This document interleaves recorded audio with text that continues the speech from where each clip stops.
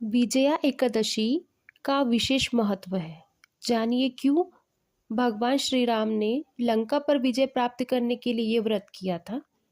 इसकी पौराणिक कथा, पूजन विधि, व्रत का फल के बारे में इस वीडियो में हम जानेंगे। फाल्गुन मास के कृष्ण पक्ष की एकादशी तिथि को विजया एकादशी कहा जाता है। इस एकादशी का बहुत बड़ा धार्मिक महत्व है। पद्म पुराण के अनुसार भगवान श्री राम ने लंका पर विजय प्राप्त करने के लिए इस विजया एकादशी का व्रत किया था। जब भगवान श्री राम लंका पर चढ़ाई के लिए समुद्र तट पर पहुँचे तो उन्होंने देखा कि समुद्र बहुत ही गहरा और भयानक है। उसमें अनेक खतरनाक जीव रहते हैं। यह देखकर श्री राम को चिंता हुई और लक्ष्मण से बोले कि समुद्र पार करने का कोई आसान उपाय उन्हें दिखाई नहीं दे रहा। तब लक्ष्मण ने श्री राम जी से कहा कि आप स्वयं आदिदेव और पुरुषोत्तम हैं, आपसे कुछ भी छुपा नहीं है। उन्होंने सुझाव दिया कि पास ही मुनि बगदालव्य का आश्रम है, हमें वहाँ पर जाना चाहिए।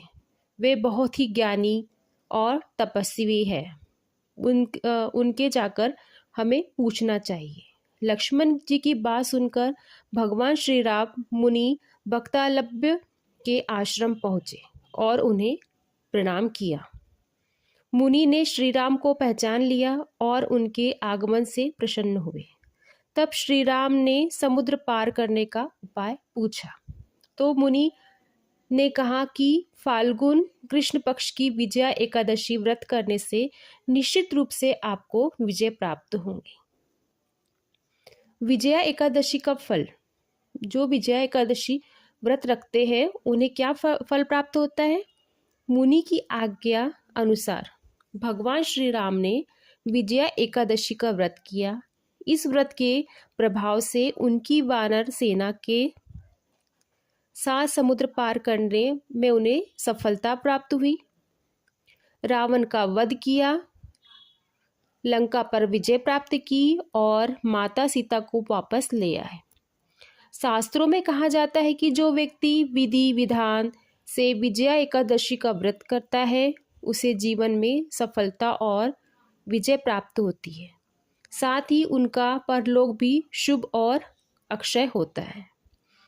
विजया एकादशी व्रत का महत्व। आचार्य कृष्ण गोपाल मिश्र के अनुसार भगवान विष्णु की किसी भी रूप में पूजा करने से मनुष्य की सभी मनोकामनाएं पूर्ण होती है। भगवान श्री राम स्वयं विष्णु अवतार थे, फिर भी उन्हें मानव समाज को सही मार्ग दिखाने के लिए इस व्रत का पालन करना पड़ा।